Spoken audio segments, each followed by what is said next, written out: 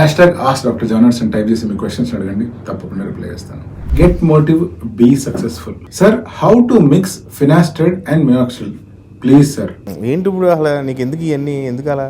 మనం యూట్యూబ్ కానీ ఇంటర్నెట్ కానీ ఓపెన్ చేసిన వెంటనే DIY వీడియోస్ అని, అంటే do it your self videos అని, లేకపోతే సొంతంగా ఇంట్లో తయారు చేసుకునే కాస్మెటిక్స్ అని కానీ, లేకపోతే సొంతంగా హెయిర్ గ్రోత్ ఆయిల్ ఎలా తయారు చేయాలి, ఫర్ ఎగ్జాంపుల్ కరివేపాకు, మందారం ఆకు, ఇట్లా రకరకాల ఆకులు కలిపి ఆయిల్ని మరగబెట్టి అని మనం చాలా వీడియోస్ చూస్తూనే ఉంటాం. పైన చెప్తున్నవన్నీ హెర్బల్ ప్రొడక్ట్స్ కాబట్టి అంతో ఇంతో మనకు తెలిసినంత అప్లై చేసినా పెద్దగా సైడ్ ఎఫెక్ట్ వచ్చే అవకాశాలు చాలా తక్కువ.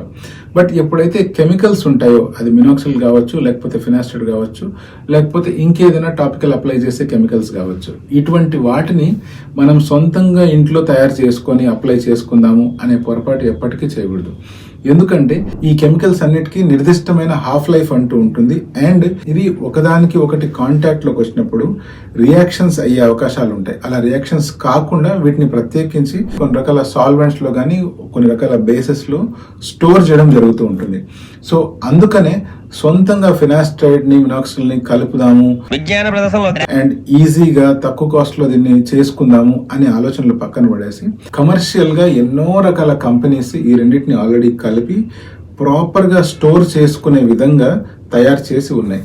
మీ డాక్టరే కనుక మీకు మినాక్సిల్ ప్లస్ ఫినాస్ట్రైడ్ అప్లై చేసుకోమని సజెస్ట్ చేసినట్లయితే, అలా చాలా కంపెనీస్ ఆల్రెడీ ఈ ప్రోడక్ట్ ని తయారు చేసి ఉన్నాయి.